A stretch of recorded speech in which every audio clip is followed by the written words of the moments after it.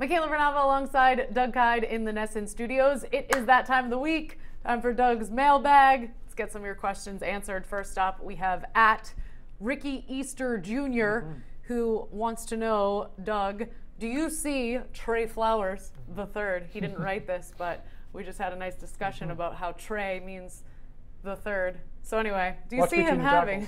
Yeah, watch our podcast to find out. Do you see him having more of a role on the defensive line following a strong season/Super Bowl? Yes, I believe that he will be their number one pass rusher this year. I think he will be their starting right defensive end. I think that he will then kick inside on obvious passing downs. I don't know if he'll be playing 98% of the snaps like Chandler Jones and Rob Ninkovich used to do on the Patriots defensive line, but it's certainly possible. I think that he will be that type of player this season. I don't think it's out of the question to expect him to possibly make a Pro Bowl, possibly make an All-Pro team. I think that the hype will be insane for Trey Flowers this year, and it's well-deserved after the end of the season, after the Super Bowl. He really was their best pass rusher. He might have been their best defensive player over the second half of the season. So he is a star in waiting. We'll see how he responds to this kind of pressure, how he responds to this type of hype, but it's on him to be that number one pass rusher for the Patriots this season, and I think he has it in him. Well, another guy with a lot of weight on his shoulders, but pressure in a different way. Our next question comes from @PatNation15 about Cyrus Jones, who wants to know what you expect out of him this year. Draft flop or second-year improvement?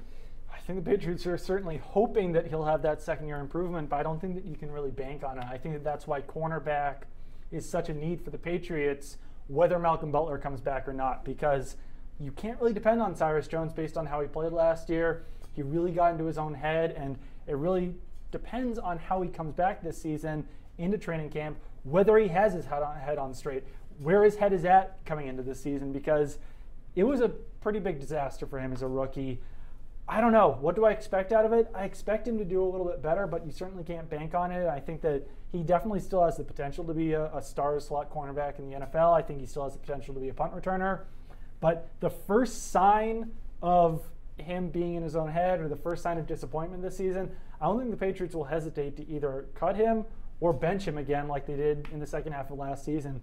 You can't have a lot of patience with a second-year player like you can with a rookie. It was kind of sad hearing him say after the season that he didn't feel that he was a part of the Patriots Super Bowl win. You got to feel for the guy, but yeah, he certainly had a rough season. So hopefully that won't get too much in his head for his own sake. And you appreciate the honesty out of him in that? I thought that was sort of commendable. I don't think that that's the type of thing that Bill Belichick probably loves to hear. Yeah, probably not. But at the same time, the honesty, it's like you can't fault the guy for having, at least maybe, being disappointed in himself, maybe motivation to buck up and get back in there. So make sure to keep sending your questions to Doug, #MailDoug, and he will answer more next week. Thanks for tuning in. Keep it on Nesson.com for all your Patriots news.